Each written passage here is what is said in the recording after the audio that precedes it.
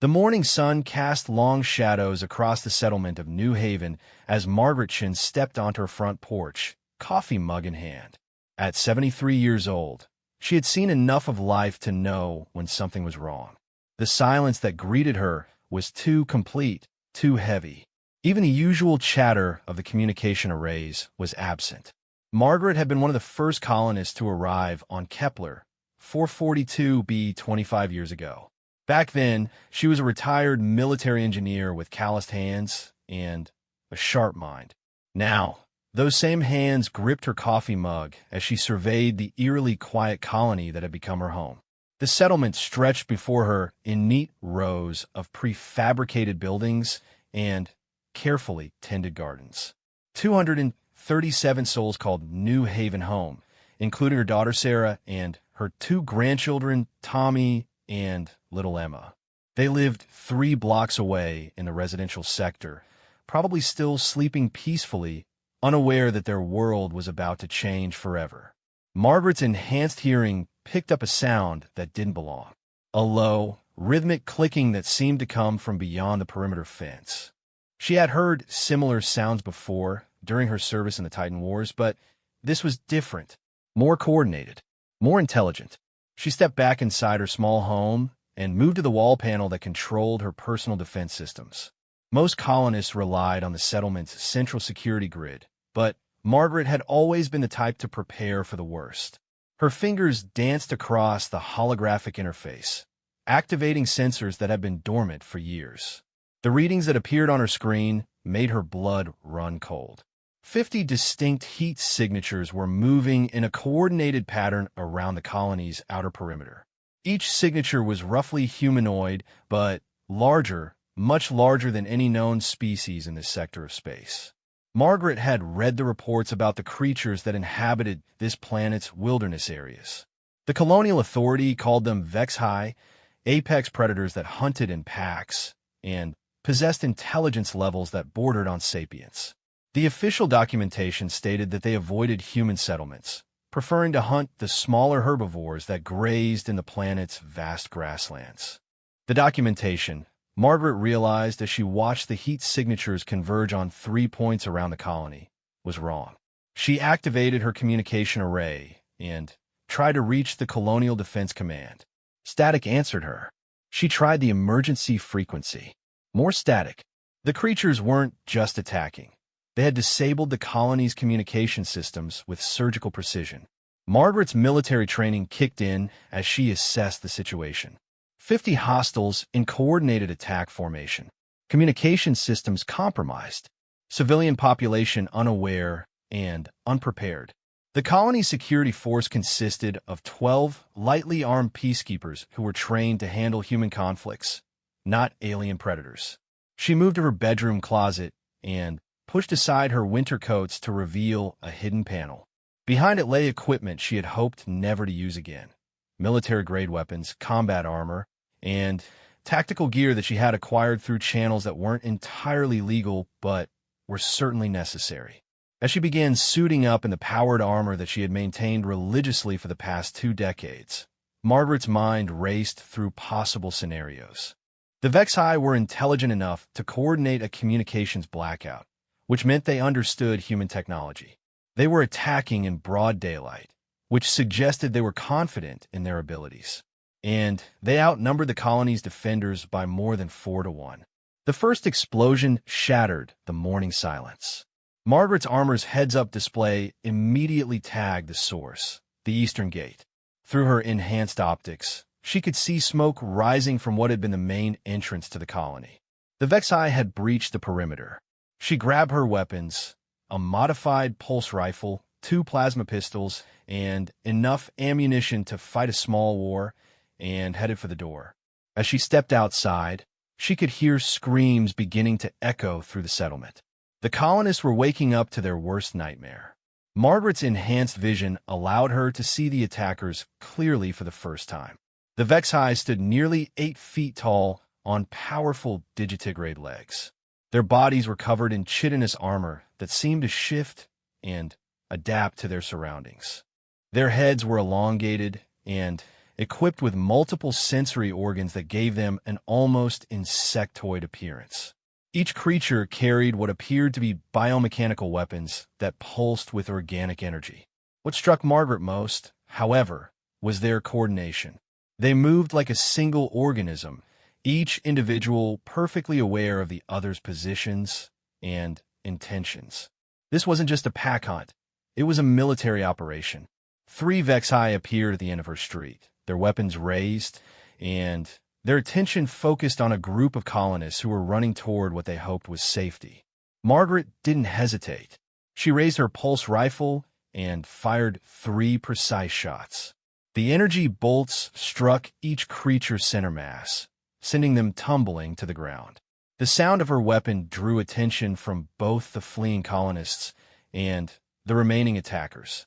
Margaret waved the civilians toward the community center, which had the strongest structure in the colony, then turned to face the dozen Vexi that were now converging on her position. "Come on then," she muttered, checking her weapon's charge level. "Let's see what you've got." The aliens advanced with tactical precision, using cover and coordinated fire to pin her down. Margaret found herself impressed despite the circumstances. These creatures understood battlefield tactics better than most human soldiers she had served with.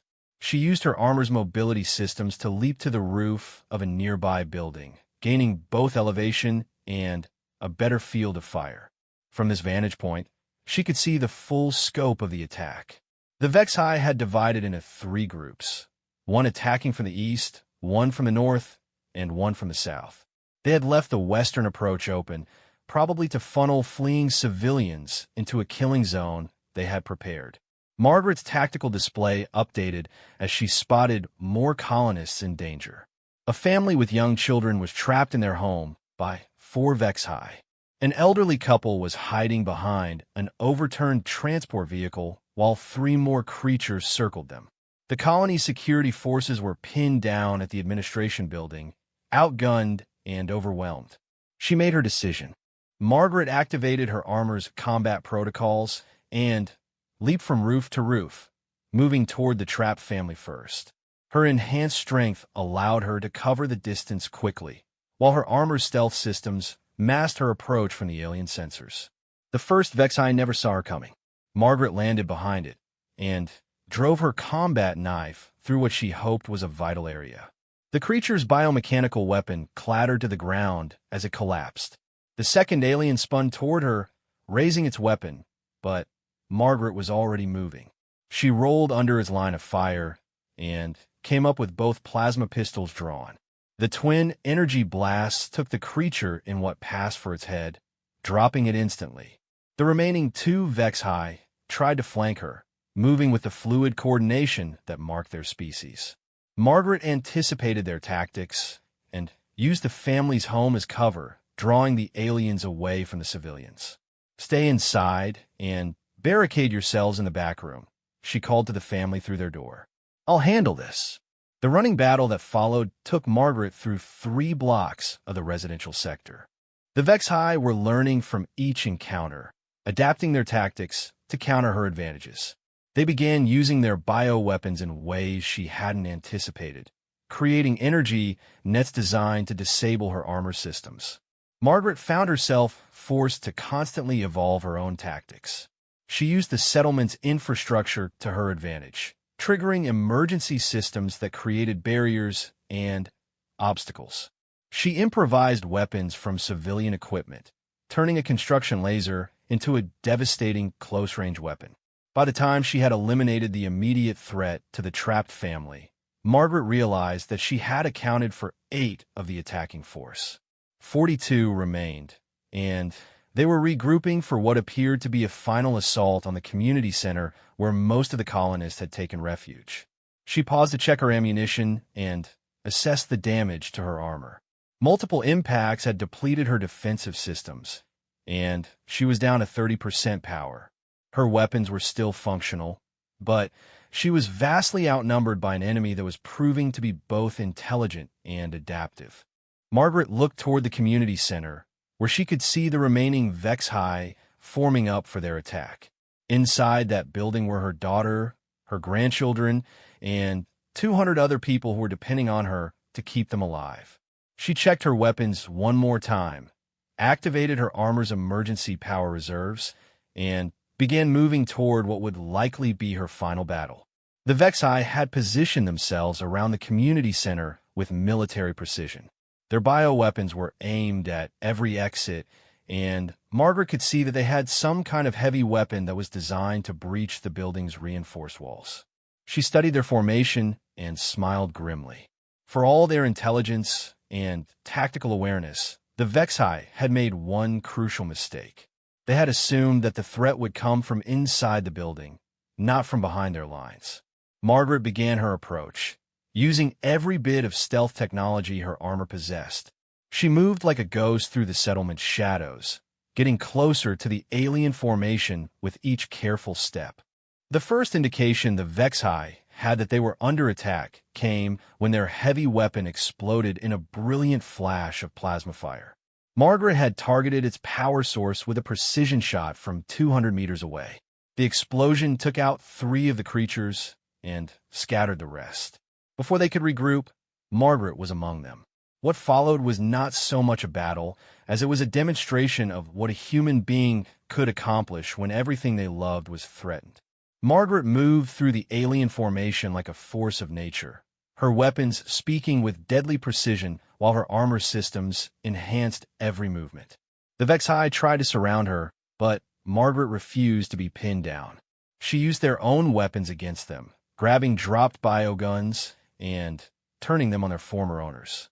She improvised tactics that the aliens couldn't predict, combining human unpredictability with military precision. When her pulse rifle ran dry, she drew her plasma pistols. When those were exhausted, she used her combat knife and the enhanced strength of her armor. When the knife broke against the alien's chitinous armor, she used her bare hands. The last Vexi fell as Margaret stood among the scattered remains of what had been a coordinated alien assault force. Her armor was heavily damaged, her weapons were depleted, and she was running on emergency power, but she was alive. More importantly, the colonists in the community center were alive. As the building's doors opened and people began to emerge, Margaret removed her helmet and looked up at the sky. Somewhere up there were the ships that had brought these creatures to her world. This attack had been too coordinated, too well planned to be a random raid. The Vexi would be back, probably in greater numbers and with better preparation. But when they came, they would find that the humans of New Haven were no longer the helpless civilians they had expected to find. They would find Margaret Shun, and she would be ready for them. 3 days had passed since the attack, and New Haven looked like a completely different place. Margaret stood in the colony's machine shop, surrounded by civilians who had volunteered to help prepare for what everyone knew was coming. The pleasant farming settlement had transformed into something that resembled a military installation. Sarah Chun worked beside her mother, her hands steady as she assembled the improvised weapons Margaret had designed. At 38, Sarah had inherited her mother's practical nature and steady nerves. She had taken charge of organizing the civilian volunteers, while Margaret focused on the technical aspects of their defense. "Mom," Sarah said quietly, "are you sure they'll come back? Maybe we hurt them enough that they'll move on to easier targets." Margaret shook her head as she calibrated another plasma emitter. "They didn't attack us randomly, sweetheart. This was planned, coordinated. They had intelligence about our communication systems, our defensive capabilities, our population distribution. Someone or something wanted this colony eliminated for a specific reason." Tommy, Margaret's 15-year-old grandson, looked up from the projectile weapon he was learning to maintain. "But why would they want to eliminate us? We're just farmers and scientists. We don't have anything they would want." Margaret paused in her work and looked at the boy who reminded her so much of his grandfather. "Sometimes, Tommy, the very fact that we exist is enough of a threat. Humans have a way of surviving in places where we shouldn't be able to survive, of adapting to conditions that would kill most other species. That makes some people nervous." Dr. Elena Vasquez, the colony's chief scientist, entered the workshop carrying a tablet filled with data. Margaret, I've been analyzing the biological samples you collected from the HFY corpses. What I'm finding is fascinating and terrifying. Margaret set down her tools and gave the scientist her full attention. Dr. Vasquez was brilliant, and if something had her worried, it was worth hearing. These creatures aren't just predators, Dr. Vasquez continued. They're bioengineered soldiers. Their weapons are grown rather than manufactured, and they're designed to interface directly with the creature's nervous systems. The armor plating can actually repair itself over time, and their sensory organs are far more sophisticated than anything we've encountered before. You're saying they're artificial? Sarah asked. Not artificial exactly, but definitely modified. Someone took a naturally occurring species and enhanced them for military purposes. The question is who and why they're targeting human colonies. Margaret absorbed this information while continuing her work on the defensive systems. Bioengineered soldiers suggested a level of technology that went far beyond anything the colonial authority had prepared them to face. It also suggested that this attack was part of a larger campaign. Elena, have you been able to establish communication with the other colonies? Margaret asked. That's the concerning part, Dr. Vasquez replied. I've been trying to reach the other 3 human settlements on this planet for the past 2 days. Nothing. Complete radio silence from all of them. The implications hit everyone in the room simultaneously. If the other colonies had been attacked as well, then New Haven might be the only human outpost left on Kepler 442b. They weren't just fighting for their own survival. They might be humanity's last stand on this world. Margaret's enhanced hearing picked up the sound of approaching footsteps. Captain James Rodriguez, the head of the colony's security force, entered the workshop with a grim expression. His left arm was still in a medical brace from the previous attack, but he had refused to be sidelined. Margaret, our perimeter sensors are picking up movement approximately 20 kilometers to the north. Whatever's out there is large, and there's a lot of it. Margaret nodded and activated her personal communication system. How long do we have? At their current rate of approach, maybe 6 hours until they reach our outer defenses. 6 hours. Margaret looked around the workshop at the weapons and defensive systems they had constructed over the past 3 days. It wasn't enough, not for what was coming, but it would have to be. Sarah, start moving the non-combatants to the reinforced shelters. Tommy, help your sister get the younger children organized. Elena, I need you to activate the emergency beacon. If there are any human ships in this system, they need to know what's happening here. As the others began carrying out her orders, Margaret turned to Captain Rodriguez. James, how many of your people are still combat ready? 8, including myself. Not exactly inspiring odds. Margaret smiled grimly. Then, it's a good thing we're not planning to fight fair. The next few hours passed in a blur of activity. Margaret oversaw the final preparations for their defense, while coordinating with the civilian volunteers who had insisted on staying to fight. Dr. Vasquez worked frantically to complete the analysis of the HFY biological samples, hoping to find some weakness they could exploit. The defensive systems Margaret had designed were ingenious, but desperate measures. She had turned the colony's geothermal power plant into a massive electromagnetic pulse generator. The water treatment facility had been converted into a chemical weapon factory. Even the children's playground had been rigged with explosives and turned into a killing field. As the sun began to set, Margaret stood on the roof of the administration building, watching the northern horizon through her armor's enhanced optics. What she saw there made her stomach clench with dread. The attacking force was enormous. Her tactical computer estimated over 300 HFY moving in perfect formation toward the colony. They were accompanied by creatures she hadn't seen before. Larger specimens that appeared to be heavy weapons platforms, and smaller, faster variants that were probably scouts or infiltrators. But what worried Margaret most were the vehicles. Sleek, organic-looking transports that hovered above the ground and moved with the fluid grace of living things. This wasn't just another pack-hunting expedition. This was a full military invasion. They're not taking any chances this time, Captain Rodriguez said as he joined her on the roof. No, Margaret agreed. They learned from the last attack. They know what one human can do when properly motivated. Sarah's voice crackled through the communication system. Mom, the civilians are in the shelters, and the defensive systems are fully charged. We're as ready as we're going to be. Margaret activated her armor's full combat protocols and checked her weapons one final time. She had managed to repair most of the damage from the previous battle and had added several new systems that she hoped would give her an edge against the enhanced enemy force.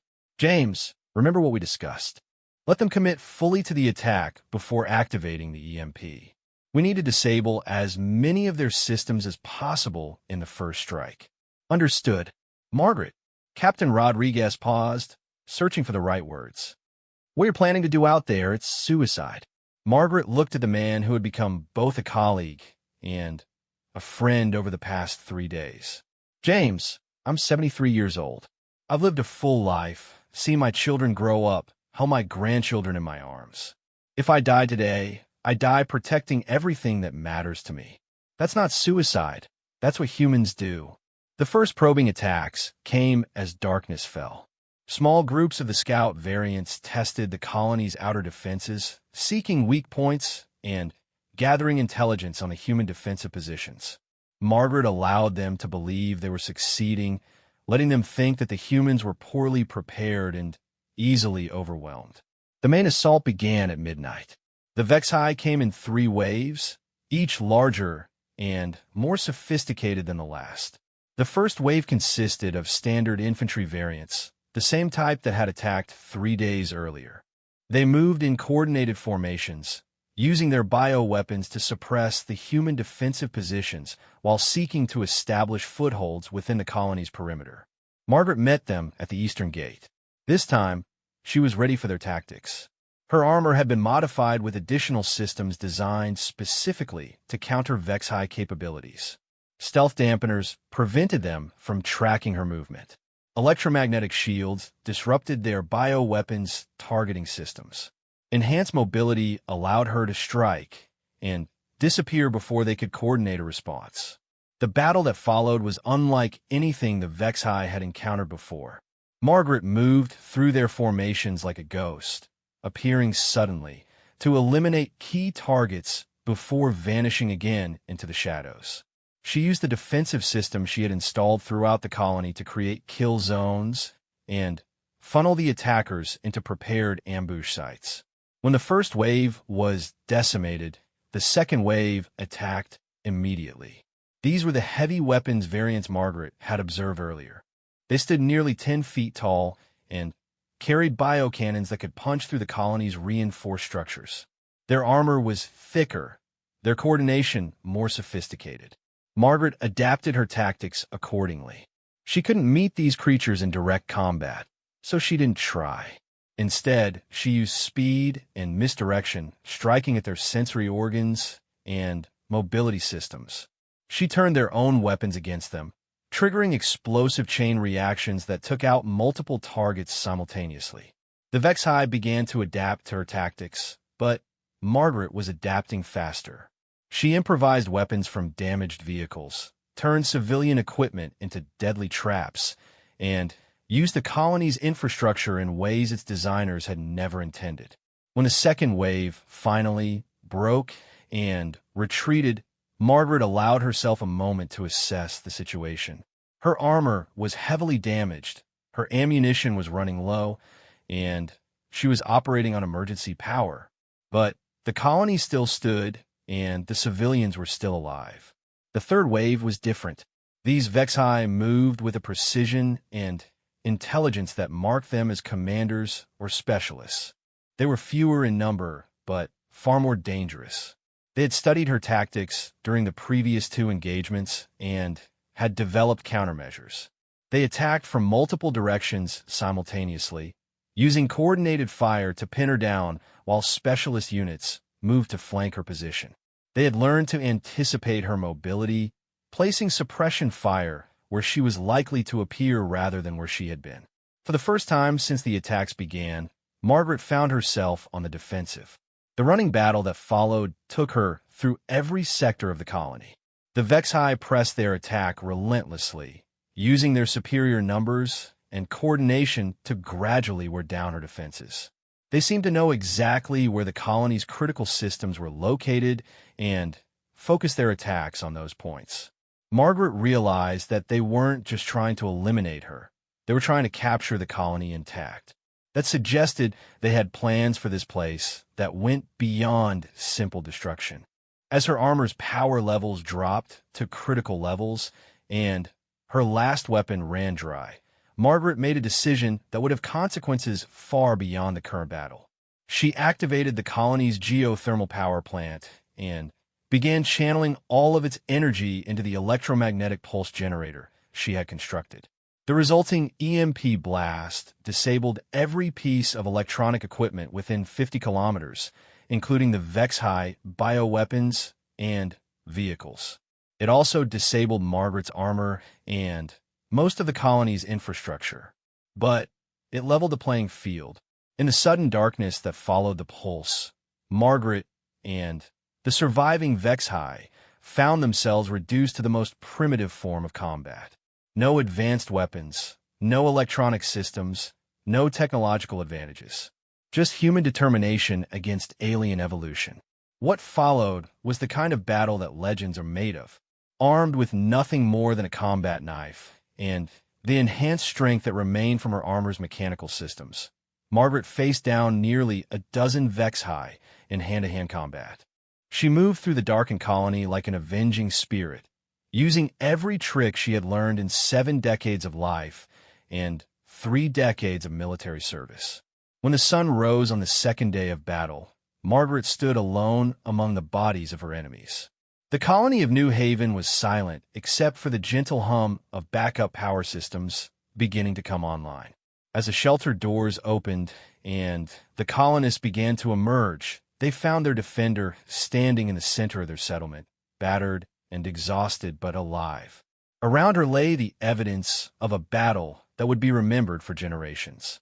But Margaret's attention was focused on the horizon, where her enhanced vision could make out distant shapes that her tactical computer, now slowly rebooting, was already beginning to identify. The real enemy was finally showing itself, and this had only been the beginning. The massive ship that descended from Kepler 442b's cloudy sky was unlike anything Margaret had ever seen during her military service.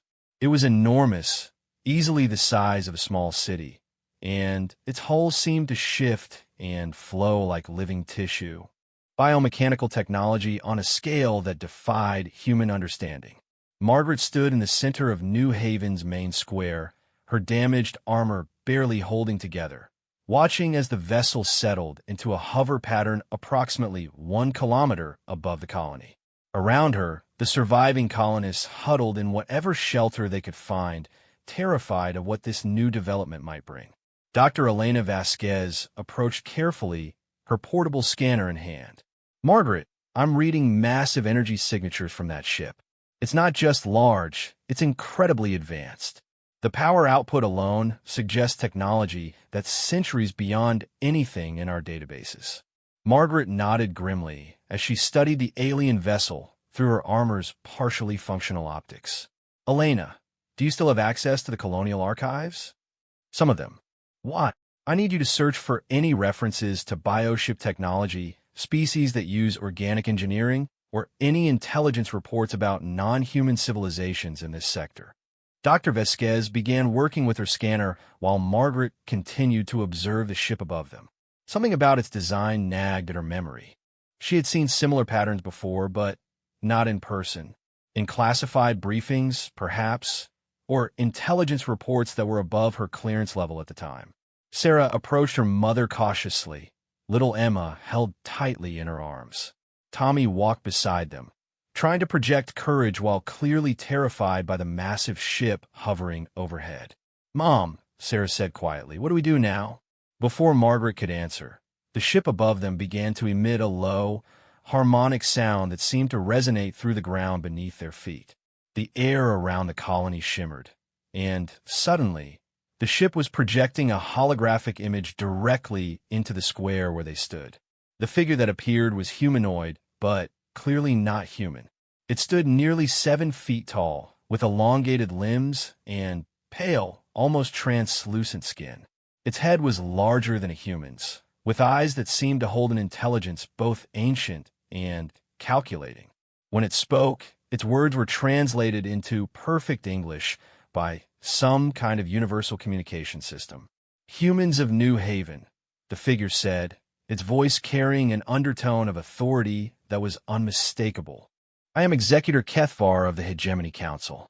You have interfered with a lawful military operation and destroyed valuable biological assets. You will surrender immediately and submit to interrogation regarding your actions." Margaret stepped forward, ignoring the frightened gasps from the colonists around her. "I am Margaret Chun, acting defense coordinator for this colony. Your valuable biological assets attacked civilian settlements and killed innocent people. We defended ourselves as any civilized species has the right to do." The alien's eyes focused on her with laser-like intensity. "You are in error, human. The biological assets you destroyed were conducting a population assessment on behalf of the Hegemony Council. Your species was being evaluated for inclusion in our controlled development program." "Controlled development program?" Dr. Vasquez called out from where she was working with her scanner. "What exactly does that mean?" Executor Kethvar's expression shifted in what might have been the alien equivalent of amusement. "Your species shows promising characteristics for military application. Humans demonstrate unusual resilience, adaptability, and aggressive tendencies that make you suitable for enhancement and deployment as biological weapons.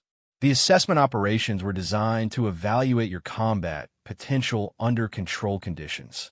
The meaning of the alien's words hit Margaret like a physical blow. The attacks on the colonies hadn't been conquest attempts or random raids. They had been tests. The hegemony had been studying human combat responses to determine whether humanity was worth enslaving for military purposes. "You've been testing us," Margaret said, her voice hard with barely controlled fury. "The attacks on the other colonies, the coordinated assault on our defenses, all of it was just to see how we fight." "Correct. Your species exceeded expectations. The lone human defender who eliminated 50 Vex-High combat units demonstrated capabilities that our projections suggested were impossible. You will be taken aboard our vessel for detailed study. Your genetic material and combat techniques will be invaluable for our enhancement programs." Tommy stepped forward, his young voice shaking but determined. "You can't just take people and experiment on them. That's wrong." The alien looked at the boy with what seemed like genuine puzzlement. "Wrong? Your species exists at our tolerance. We have the technological capability to eliminate all human life in this star system within a standard cycle. Your moral concepts are irrelevant when faced with such disparity in capability." Margaret felt something cold and hard settle in her chest as she listened to the alien's casual dismissal of human life and autonomy. This wasn't a misunderstanding or a territorial dispute. This was a fundamental difference in how their species viewed existence itself. "Elena," she said quietly, "are you finding anything in those archives?" Dr. Vasquez looked up from her scanner with excitement. "Margaret, I found something. There are classified intelligence reports about a species called the Hegemony that date back nearly 50 years. They're listed as a Category Alpha threat by Colonial Command." "What's a Category Alpha threat?" Sarah asked. "It means they're capable of ending human civilization," Margaret replied, her enhanced hearing picking up the sound of smaller ships detaching from the massive vessel above them. "Elena, what else does the file say?" "They're a confederation of species that practice forced evolution and military enhancement. They've absorbed dozens of civilizations by testing them in combat, and then either destroying them or turning them into biological weapons. The file indicates that they've been slowly moving toward human space for decades." Executor Kethvar's image shimmered as the alien updated his projection to include tactical displays showing the smaller ships approaching the colony. "Your research is accurate, but incomplete, human scientist. The hegemony has indeed absorbed many species, but We offer them improvement rather than destruction. Your humanity will be preserved, merely enhanced for more efficient service. Margaret looked at the tactical display and realized that the smaller ships weren't just landing craft. They were equipped with what appeared to be biostasis fields, designed to capture and preserve living specimens. The hegemony intended to take the entire population of New Haven for experimentation. How many other human colonies have you tested? Margaret asked. 17 in this system alone. Your species shows remarkable consistency in combat performance, though significant variation in tactical innovation. You in particular demonstrate capabilities that suggest genetic modifications or technological enhancement. Margaret's enhanced systems had indeed been the result of military modification programs, but she wasn't about to provide that information to the alien. Instead, she was calculating distances, weapons capabilities, and defensive options that might allow some of the colonists to escape. The smaller ships were landing now, disgorging creatures that were different from the Vexhai, but clearly related. These new aliens were larger, more heavily armored, and equipped with weapons that Margaret's tactical systems identified as neural disruptors rather than simple energy weapons. They weren't here to kill. They were here to capture. "Mom," Sarah whispered, "what do we do?" Margaret made a decision that surprised even her. Instead of planning a final desperate defense, she stepped forward and addressed the alien executor directly. "Kethvar, you've made an error in your assessment of humanity." The alien's expression showed interest. "Explain." "You've been testing individual human combat capability and small group tactics, but you've never tested the thing that makes humans truly dangerous." "And what is that?" Margaret smiled, and for the first time since the alien ship had appeared, she felt genuinely confident. "You've never tested what happens when humans refuse to be tested." She activated a communication system she had hidden in her armor and broadcast on a frequency that Dr. Vasquez had helped her prepare 3 days ago. The signal went out across the planet, carrying a message that Margaret had recorded after the first attack, but had hoped never to use. "This is Margaret Shun of New Haven Colony to any human vessels in the Kepler 442 system. We are under attack by an alien force that has been systematically testing and abducting human populations. They call themselves the hegemony, and they view us as potential biological weapons to be harvested and modified. We have defeated their ground forces twice, but we are now facing a capital ship with technology beyond our capability to resist. If you can hear this message, know that humanity is under threat from a force that views us as resources to be exploited. Do not let our sacrifice be meaningless." Executor Kethvar's image flickered with what appeared to be annoyance. "Your communication will not reach any vessels capable of challenging our capabilities. Our sensor networks have confirmed that no human military assets are present in this system." "You're wrong," Margaret said simply. High above the planet's atmosphere, 3 objects that had been disguised as asteroids suddenly activated systems that had been dormant for years. They were automated defense platforms deployed by the original colonial expedition, but never officially documented in any records that alien intelligence gathering might have accessed. The platforms were old, their weapons systems decades behind current military standards, but they had 2 advantages that the hegemony had not anticipated. They were completely automated, requiring no human crew that could be threatened or captured. And they had been programmed with one absolute directive. If human colonial populations were threatened by forces beyond their ability to resist, the platforms were authorized to use any means necessary to ensure the survival of human civilization in the system. The first nuclear missile struck the hegemony ship's shield generators before the aliens even realized they were under attack. The second and third missiles followed within seconds, overwhelming defensive systems that had been designed to handle energy weapons and biomechanical projectiles, not primitive but effective atomic warheads. The massive ship shuddered and began to list as its biomechanical systems struggled to adapt to damage they had never been designed to accommodate. Emergency force fields activated around critical areas, but The ship's organic infrastructure was already beginning to fail in ways that its designers had never anticipated. Executor Kethvar's image stabilized long enough for one final communication. Impossible. Our intelligence indicated no human military presence in this system. Margaret looked up at the damaged ship and allowed herself a small smile. That's the thing about humans, Kethvar. We prepare for wars we hope we'll never have to fight, and we hide weapons in places our enemies will never think to look. You tested our ability to fight as soldiers. You should have tested our ability to think like generals. The alien ship's image flickered and died as the vessel began an emergency withdrawal from the planet's atmosphere. The smaller ships on the ground received immediate recall orders and abandoned their capture operations to assist with emergency repairs to the capital ship. As the last of the alien vessels disappeared into the cloudy sky, Margaret stood in the center of New Haven Square, surrounded by colonists who were beginning to realize that they had just witnessed something that would change humanity's relationship with the galaxy forever.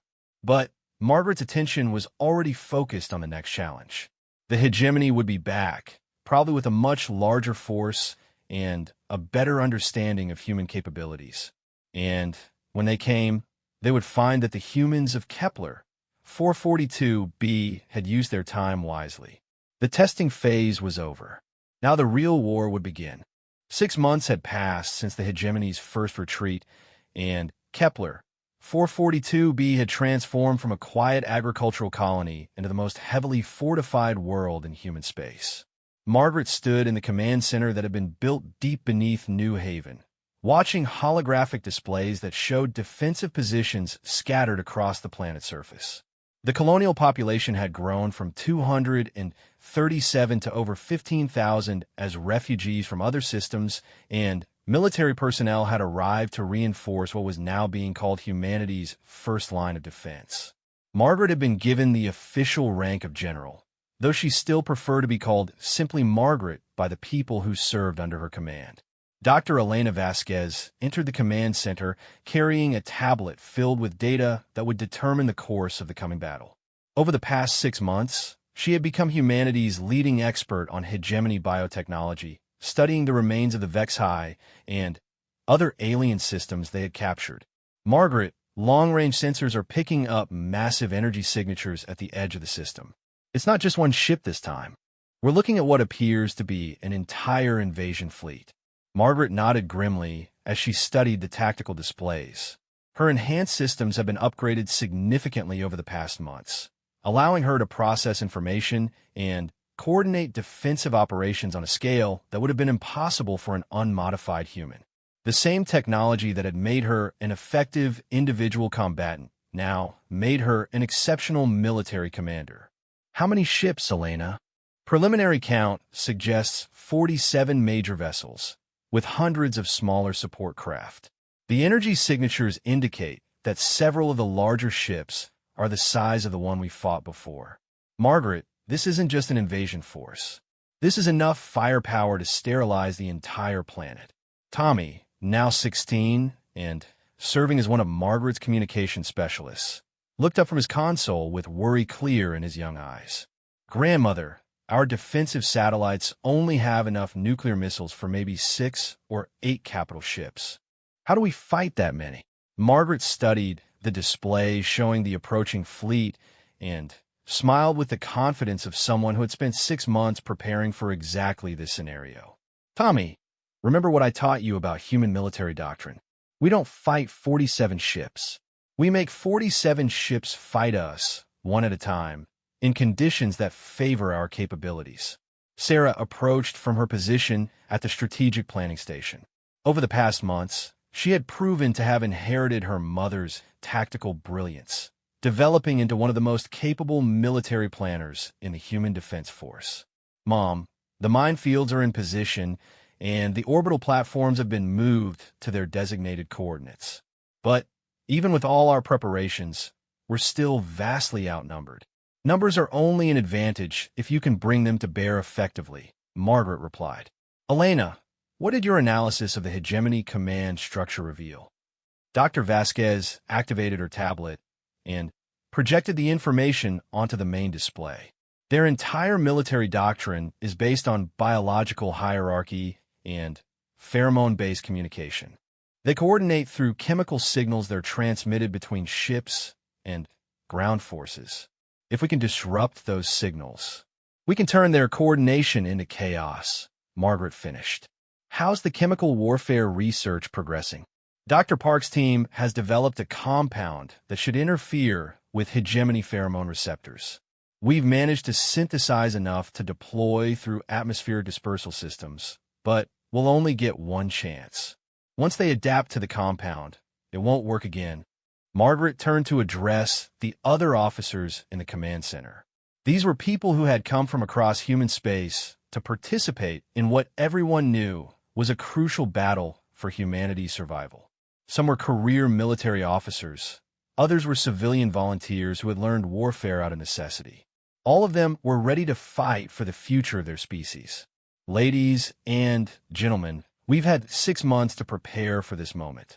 The hegemony is coming with enough force to destroy everything we've built here, but they're making the same mistake they made the first time.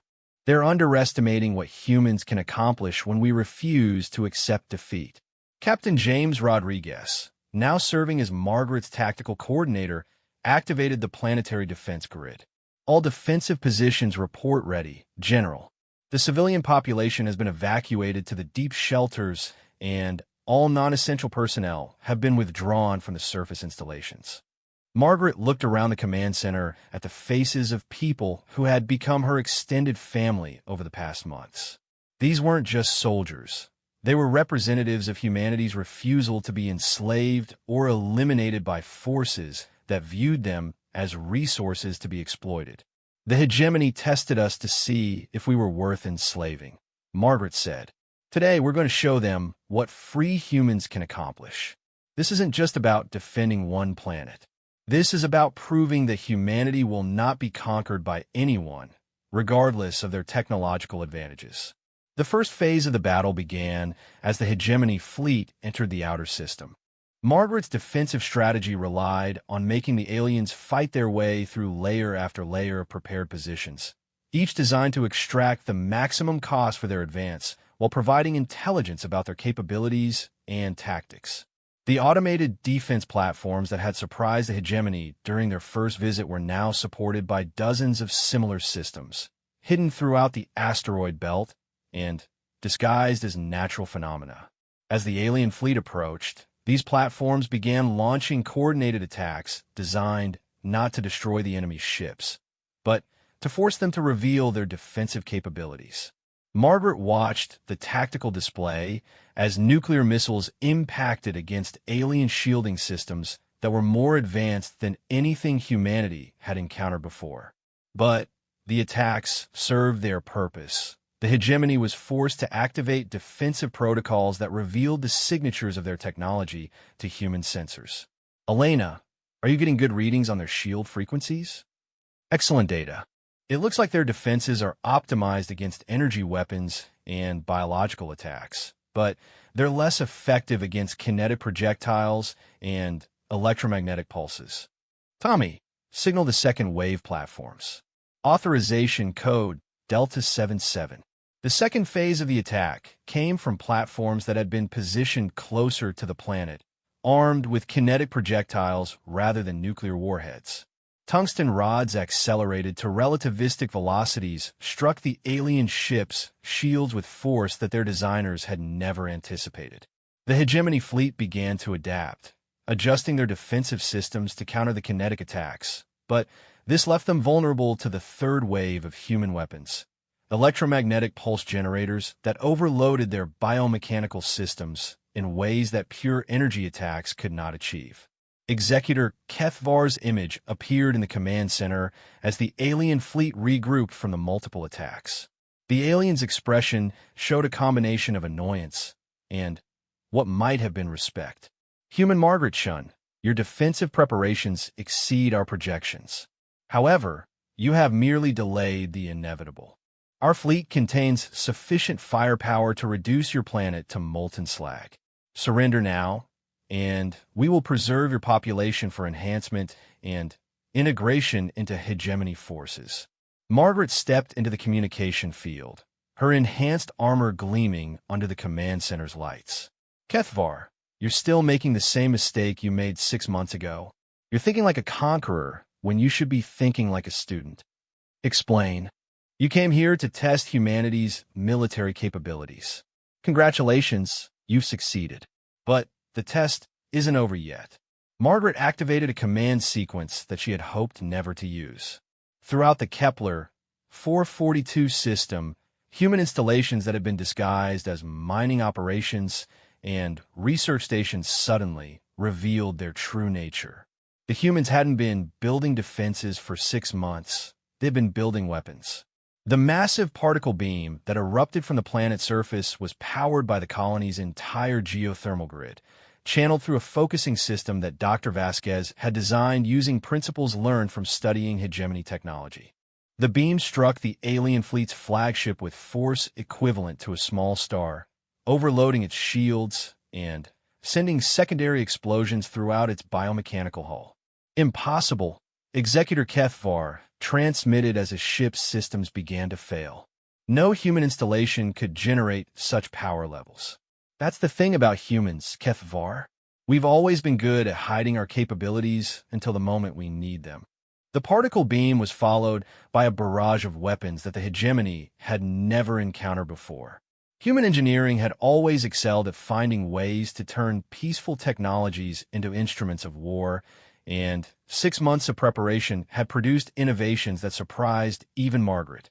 Orbital manufacturing platforms that appeared to be producing agricultural supplies suddenly revealed themselves to be weapons factories, launching swarms of self-replicating combat drones that swarmed over the alien ships like mechanical insects.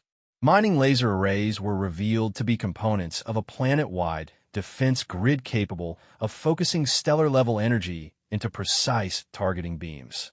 But Margaret's masterpiece was the chemical warfare system that Dr. Vasquez had developed. Atmosphere processors throughout the planet began releasing compounds designed to interfere with hegemony pheromone communication. Within minutes, the alien fleet's coordination began to break down as ships lost the ability to communicate effectively with each other. Phase 4, all units, Margaret broadcast on the command frequency. Execute Operation Grandmother's Lesson. The final phase of the defense was the most audacious.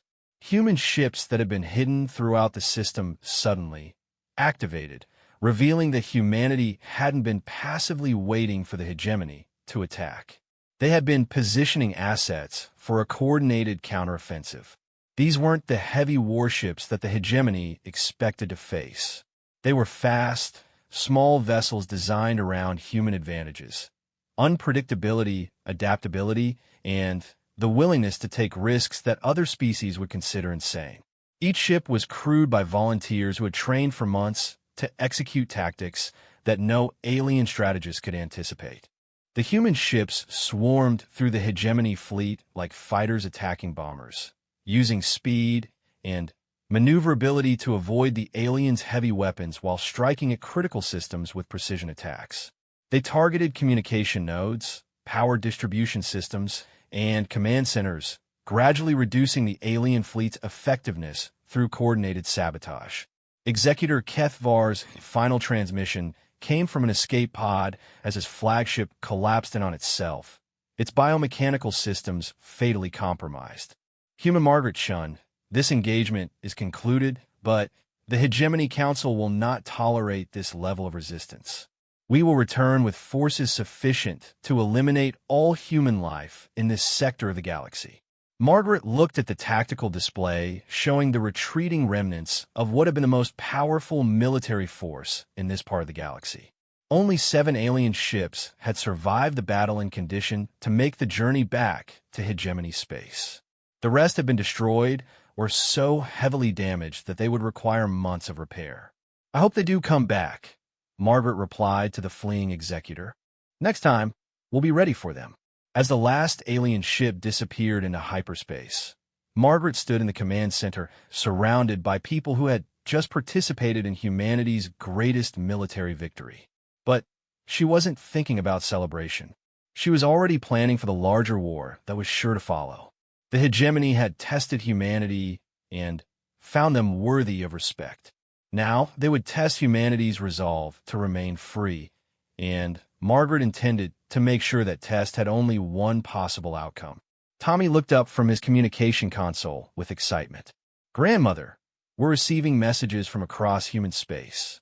Word of our victory is spreading, and colonies are volunteering to join the defense effort. We're not alone anymore." Margaret smiled as she looked at her grandson and the other young people who would inherit the galaxy that this generation was fighting to protect. "Tommy, we were never alone. Humans just needed to be reminded of what we're capable of when we work together." Outside the command center, the sun was rising over a planet that had become the symbol of humanity's refusal to accept extinction. The war with the hegemony was far from over, but for the first time since the testing began, humans were no longer fighting as individuals defending isolated settlements. They were fighting as humanity, and that made all the difference. The hegemony had wanted to test whether humans were worthy of being turned into weapons. Instead, they had taught humanity that they were already weapons, weapons of freedom, determination, and the unbreakable human spirit that refused to accept defeat. Margaret Shun, the grandmother who had stood alone against 50 alien predators, now stood at the center of humanity's greatest military alliance. The testing phase was over. The real war was about to begin, and humanity would be ready.